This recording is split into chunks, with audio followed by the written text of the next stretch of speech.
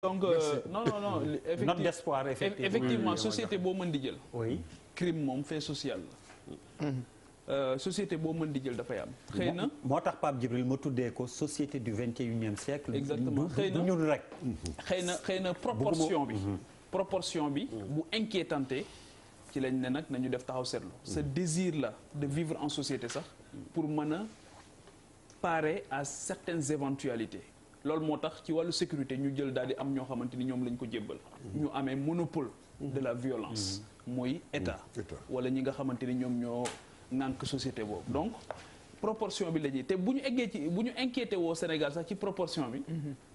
dañuy inquiété wu waat ci leneen mooy disponibilité bi ñu am ci information yi. statistiques yi. te je pense que ne loolu dafa nekk ventre mou. ci sunu société africaine yi. La disponibilité de l'information, la véracité, l'accessibilité de l'information statistique yi. tey jii bu ñu doon def cartographie ci violence yi fu mu gën a bëri bu ñu defee cartographie bi ba pare ci biir réew mi ñu def typologie violence yi. ah di nga waar à ce moment. en ce moment après ñu interpeller les différents acteurs qui sont directement ou indirectement concernés. ñu xool ndax dañu war a am d'abord une solution endogène su ma nee une solution endogène mooy ca. jàmm gën si Kamba wala ca Caaroy Gaar ñu ne d'abord ñun est-ce que am nañ ay acteurs internes yoo xamante ni war nañ leen mën a utiliser pour soit ñu régler ko au niveau interne soit ñoom ñu collaborer avec une autorité extérieure pour mën ko régler.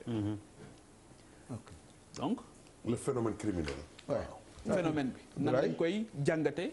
non nga da nga ma bëgg a non dagguma la de yow d'accord jëlal sa parole. li ngay wax napp nga ko. vas-y. je continue d'accord. je vous laisse continuer je vous donne.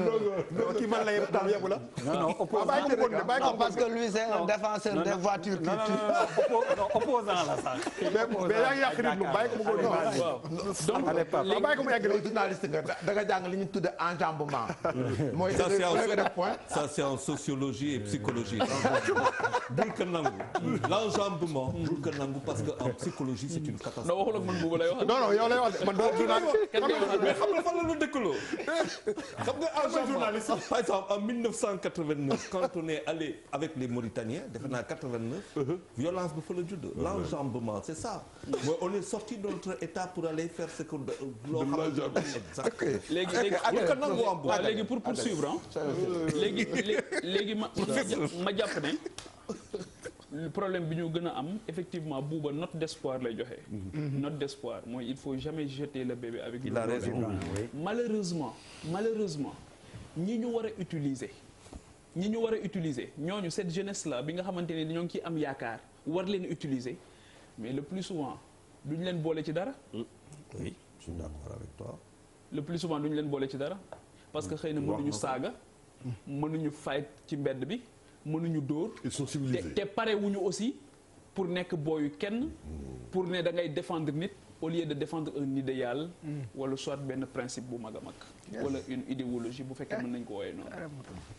léegi institution de base bi mooy famille bi effectivement dafa faillite. ci fànn yu bari. faillite boobu mu faillite moo tax li nga xamante ni moom moo la waroon a secréter. te yàlla xam na ne en abordant ce sujet là moi je rends hommage à mon homonyme suma maam bi nga xamante ni moom moo ma yar dama koy rendre hommage ci effort bi nga xamante ni moom la déployé ak présence effective bi nga xamante ni moom la amoon ak ni ko sama yar yitteele woon damay xam ne il y est pour beaucoup. il s'appelle comment Djibril Fall. yàlla na ko yàlla yërëm. maam Djibril yàlla na ko yàlla yërëm. yaa ngi dégg su ma fàttalikoo taxawaayam ak yitte bi mu amoon ak ni mu présence effective bi yar yitte la en réalité. mais boo demee ba yow sa papa sax mën na la mere di la tong du la tudd. nga dem ba sa yaay mën na la mere di la tong du la tudd. nga dem ba ci biir kër gi mu mën di am ay coalition contre quelqu'un. on s'entend sur quelque chose. mais comme moom dañ ko mere duñ ko impliqué duñ ko wax dara yaa ngi dégg yërmande gis nga njiit caractéristique gu njiit. yërmande mooy yërmande su yërmande dañee kooku dootul nekk njiit fitna lay nekk donc kenn ku nekk na xoolaat boppam. ci dispositif bi. défis et responsabilités quels sont les défis à relever quelles sont les responsabilités à assumer mënuloo am sa doom di exercer ci moom benn type de violence nga ne à son tour moom bu génnee ci mbedd mi dafay exploser. C'est sûr. léegi bu demee ba ci biir kër gi amatul instance de dialogue. amatul instance de discussion. mais lan nga bëgg moom dafa soxla socialiser wu. absolument. processus de socialisation boobu ci la Pierre Bourdieu di wax ne nag ci lay engranger les habitus. mooy les biens culturels yi nga xamante ni moom mooy tax sax mu am identité. wax naa fi sànq ci sujet bu njëkk bi ne quête de sens la ñuy nekk. mooy lii Cheikh Hamidou Kane tuddee l'aventure ambiguë. nga foofu nag dañ fa xaw a toll. crise identitaire boobu. Malal wax na léegi ne dañu war nan la ñuy def ba ñu gëm seen bopp. mais foog ñu dimbali leen ba ñu xam seen bopp ba pare. notre responsable. su boobaa ñu waaw bu boobaa bu ñu gëmee seen bopp am ay repères su boobaa du ñu am problème. jël responsabilité ci sa doom ci ku muy fréquenter ci lu muy lekk ci lu muy nangam man suma maam boo wàccan par exemple ñeme woo dem te jaaroo nuyu ko soo ko nuyoo mu xool ndax am na loo jëlee ci biti.